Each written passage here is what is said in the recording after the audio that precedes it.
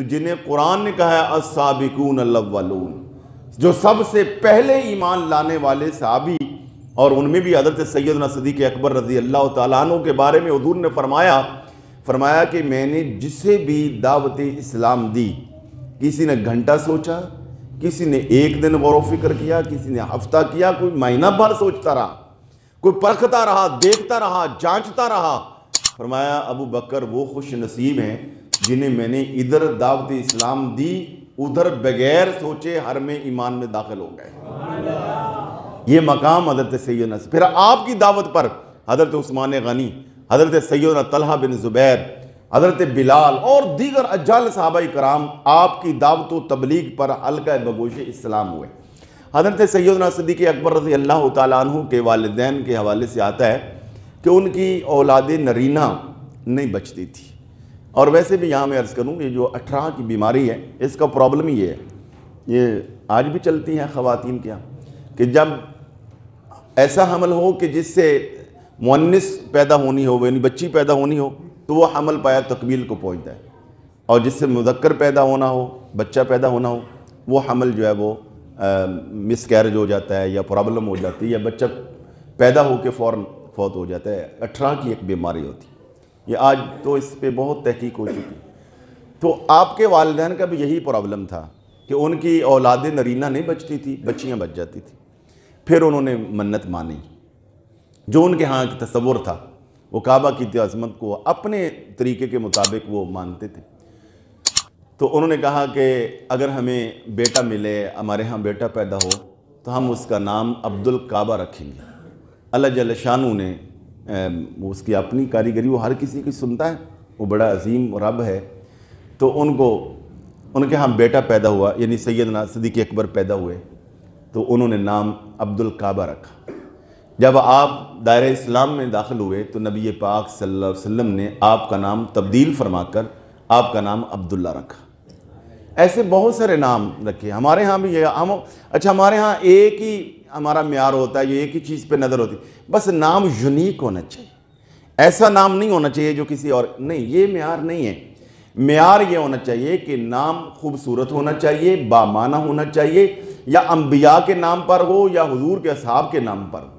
1,44,000 صحابہ کرام میں اور سینکڑوں صحابہ کرام کے نام ملتے ہیں، یا پھر وہ نام جو نبی پاک صلی اللہ علیہ وسلم نے تجویز فرمائے ہیں، یا وہ نام رکھے جائیں، حضور کے نام پر نام رکھے جائیں، تو مسلمانوں کا یہ امتیاز ہے۔ ہاں جی، تو آپ کے والدین نے تو نام عبد الکعبہ رکھا، تو حضور نے آپ کا نام عبداللہ رکھا۔ اور صدیق آپ کا لقب ہے۔ صدیق کہتے ہیں، ایک تو یہ اس میں مبالغہ ہے، بہت زیادہ سچ بولنے والا، اور ایک اس کا معنی یہ ہے تصدیق کرنے والا۔ اور تصدیق ایک تو قرآن مجید کی اس آیت سے فرمایا والذی جاء بالصدق وصدق بہ، یعنی حضور نبی پاک سچ لے کر آئے، اور وہ خوش نصیب جنہوں نے اس کی تصدیق کی، مراد سیدنا صدیق اکبر رضی اللہ۔ اور دوسرا یہ لقب آپ کو حضور نبی پاک کی زبان مبارک سے ملا اس وقت کہ جب پیارے آقا علیہ السلام معراج سے واپس تشریف لائے، اور صبح حرم کعبہ میں قریش مکہ کو حضور نے فرمایا کہ تھوڑے سے وقت میں، رات کی قلیل مدت میں، اللہ تعالیٰ نے مجھے یہاں مکہ پاک سے بیت المقدس، وہاں سے پھر سات و آسماں اور لامکان کی سیر کروا کے، معراج کروا کے، اللہ تعالیٰ نے مجھے آنے واحد میں واپس بھیج دیا۔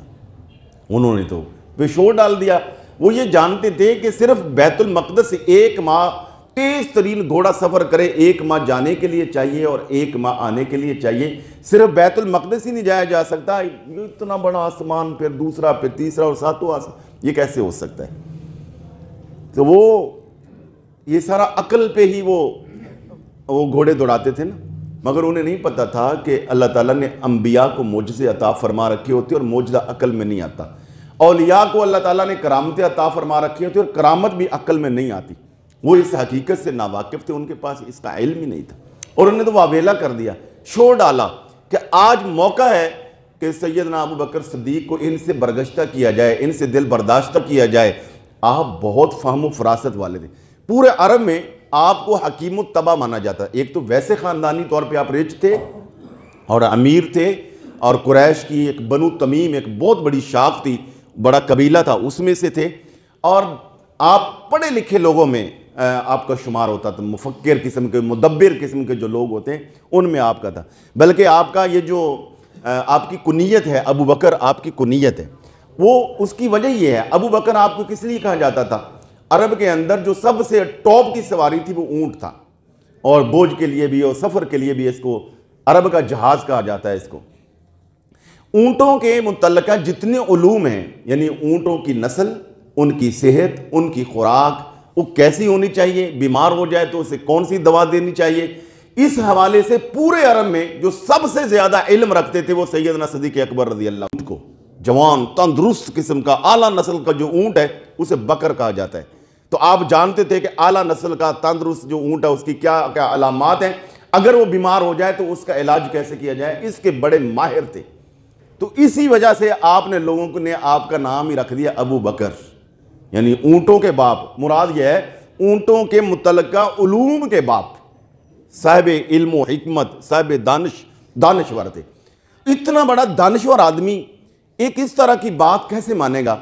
تو ابو جہل، عتبہ، ابو لہب، شیبہ، یہ جو 8-10 قسم کے خبیثان ملت تھے اس دور کے، ہاں جی، یہ بڑے سازشی انہوں نے میٹنگ کی، کہا موقع ہے۔ اب نبی پاک صلی اللہ علیہ وسلم، یعنی وہ تو نہیں کہتے تھے، وہ تو حضور کا نام لیتے تھے، تو ابو بکر کو ان سے دور کرتے ہیں اور دل برداشت کرتے ہیں۔ کہا چلے جی، چلے آپ کے پاس گئے، آپ بہت بڑے کاروباری آدمی تھے، اپنے کام میں بزی تھے۔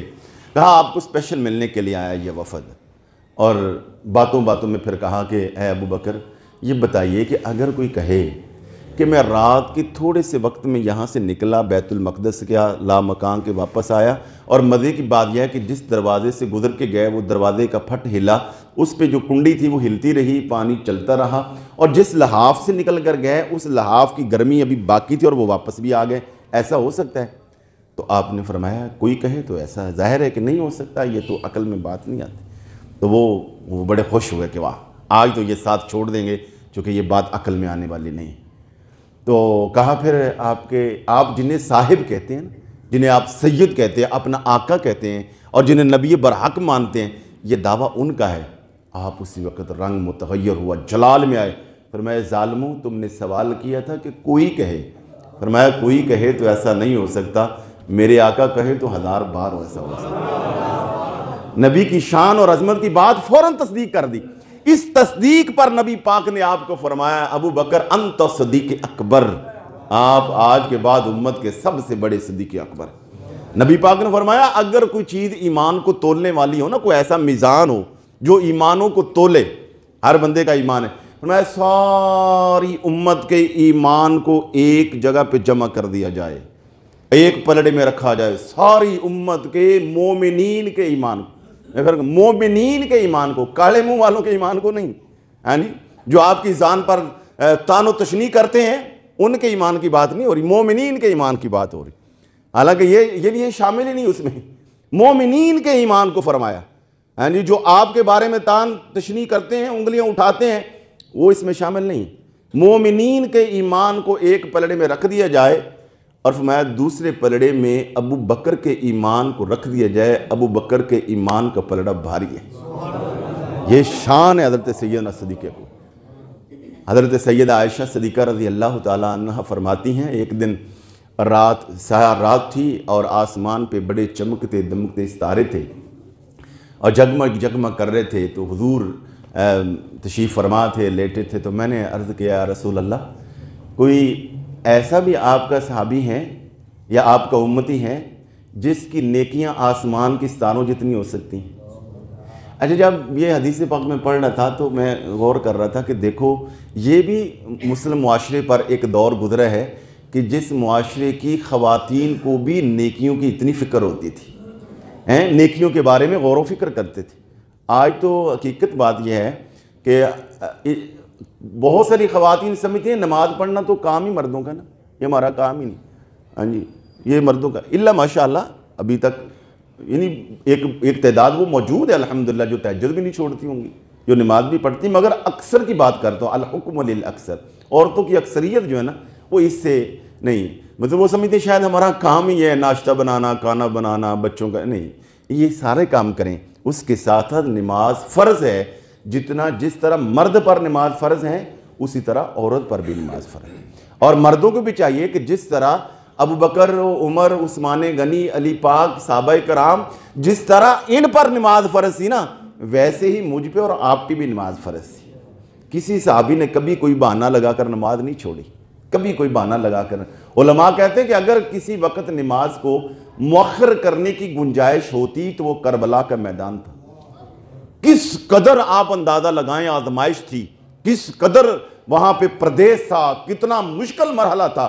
اس موقع پر بھی امام علی مقام اور آپ کے اصحاب نے، آپ کے ساتھیوں نے نماز کو قضا نہیں کیا. پانی نہیں مانگا مگر نماز کا وقت مانگا. نبی علیہ السلام کے حوالے سے آپ نے سن رکھا کہ آپ نے ساری زندگی کسی کو بد دعا نہیں دی، یعنی کسی کے خلاف دعا نہیں کی ساری زندگی. یہ بد دعا کا لفظ نہیں بولنا چاہیے، اللہ معاف کریں، میرے بھی منہ میں رسمی طور پہ نہیں. حضور کے بارے میں جب بولیں تو بولتے ہیں کہ آپ نے کسی کے خلاف دعا نہیں کی. بد دعا یعنی لفظ بد کی بھی آپ کی طرف نسبت نہیں ہونی چاہیے. تو یہ ادب کا تقاضا ہے. آپ نے کسی کے خلاف، مگر غزوہ احزاب کے موقع پر، یہ جو غزوہ خندق ہے، وہاں پہ پورا عرب، آپ سمجھیں نیٹو فورسز جو ہے نا وہ اکٹھی ہو کے آ گئی تھی مسلمانوں کو ملیہ میٹ کرنے کے لیے. وہ سردیوں کا موسم تھا. حضور نبی پاک صلی اللہ علیہ وسلم نے اس وقت خندق کھدوائی. مصروفیت اس قدر ہوئی کہ پیارے آقا علیہ السلام کی 3 نمازیں قضا ہو گئی اس جنگ کی مصروفیت میں، بہت زیادہ. آپ نے ان کو ادا کر لی. یہاں بھی شارحین مفسرین نے لکھا کو نمازیں قضا ہوئیں، پھر ان کو کیسے ادا کرنا ہے، اس سے بھی امت کو مسائل ملے اور امت کو وہاں پہ پتہ چلا کہ اگر کسی کی نماز قضا ہو جائے تو پھر اس کو ادا کیسے کرنا ہے. اس موقع پر نبی پاک نے ان کافروں کی، وہ جو ٹولی تھی نا جو مد مقابل، سب نہیں، وہ جن کی وجہ سے نماز قضا ہوئی تھی، ان کے خلاف نبی پاک نے بڑی غصے سے دعا کی تھی کہ انہوں نے اچھا نہیں کیا، ان ظالموں کی وجہ سے میری نماز رہے گی. ورنہ آپ نے کبھی کسی کے خلاف، کبھی آپ اندازہ لگائیں نا کہ گلے میں کپڑا بھی ڈالا گیا، آپ کے اوپر جو اونٹ کی اوجڑی بھی پھینکی گئی، راستے میں کانٹے بھی بچھائے گئے، مجنو بھی کہا گیا، ساحر بھی کہا گیا، شاعر بھی کہا گیا، نہ جانے کون کون سی بولیاں اور تانے ہیں جو آپ کو نہیں ماری گئے، مگر کسی آپ وہاں پہ طائف کے میدان میں لہو بھی بہایا گیا، مگر کسی کے خلاف آپ نے دعا نہیں کی. یہاں یہ بھی حضور کی تعلیم ہے. اس لیے ہمیں بھی چاہیے، تھوڑی سی معاملہ ہوتا ہے ہم جلدی اپنے قریبی رشتہ داروں کے خلاف دعا کرنا شروع کر دیتے ہیں، انہیں بد دعائیں دینا شروع نہ کیا کریں. بلکہ میں نے آپ کو بتایا تھا پہلے بھی، اب بھی، یہ آزمودہ اور مجرب نسخہ ہے. اور یہ کئی صوفیاء نے بتایا. جو بندہ یہ چاہتا ہے نا کہ اللہ اسے کسی کا محتاج نہ کرے، جو بندہ یہ چاہتا ہے نا اللہ اس کی عزت میں، رزق میں، سکون میں، اطمینان میں اللہ اضافہ کر دے اور غیبی مدد فرمائے اور بغیر حساب کے اور وہاں سے رزق دے جہاں اسے گمان نہیں ہے، وہ فرماتے ہیں وہ دعا اس طرح کرے، یا اللہ میرے رشتہ داروں اور عزیزوں کو بھی خیر فرما اور میرے دشمنوں کو بھی خیر فرما. یعنی صرف دوستوں کے لیے نہیں، دشمنوں کے لیے بھی دعا کریں. جب آپ دشمنوں کی خیر کی دعا کریں گے تو گویا آپ کا دشمن آپ سے حسد کرتا ہے، آپ سے جلتا ہے، آپ سے کینہ رکھتا ہے، آپ کو مارنا چاہتا ہے، آپ کا نقصان کرنا چاہتا ہے، تو یہ کر کے وہ ظلم کمانا چاہتا ہے. جب آپ کہیں گے یا اللہ میرے دشمن کی خیر فرما، تو صوفیاء فرماتے ہیں خیر میں اللہ کی طرف سے جس کی خیر ہوتی ہے نا، اس کی سب سے پہلی بھلائی یہ ہوتی ہے کہ اللہ اسے ہدایت عطا فرما دیتا ہے. تو جب آپ کے دشمن کو بھی اللہ ہدایت دے دے گا کہ نہیں یار میں نے کسی سے حسد نہیں کرنا، میں نے کسی پہ ظلم نہیں کرنا، تو آپ پہ بھی نہیں کرے گا. تو بات یہاں سے چلی تھی کہ حضور نبی پاک صلی اللہ علیہ وسلم کے تمام صحابہ کلہم، سارے کے سارے صحابی جو ہیں وہ حق کا معیار ہے، اور کسی صحابی پر تان اور تشنیع نہیں ہو سکتی. اور کسی بھی صحابہ میں سے کسی ایک پر بھی اگر کوئی تان و تشنیع کرتا ہے تو یہ منع کیوں ہے؟ کیوں نہیں کر سکتے؟ کسی صحابی پر تان و تشنیع کیوں نہیں کر سکتے؟ بالخصوص اس کے جو روحانی مدارج ہیں، جو اس کا ایمانی سلسلہ ہے، اس پر تان و تشنیع اعتراض کیوں نہیں ہو سکتا؟ اس لیے نہیں ہو سکتا کہ ایک تو صحابہ معیار حق ہیں، دوسرا حضور نے فرمایا جو ان کے راستے پر چلے گا اللہ اس کو جنت عطا فرمائے گا. تیسری بات یہ ہے کہ حضور کے جتنے صحابہ ہیں وہ جامعین قرآن ہیں یا جامعین شریعت ہیں.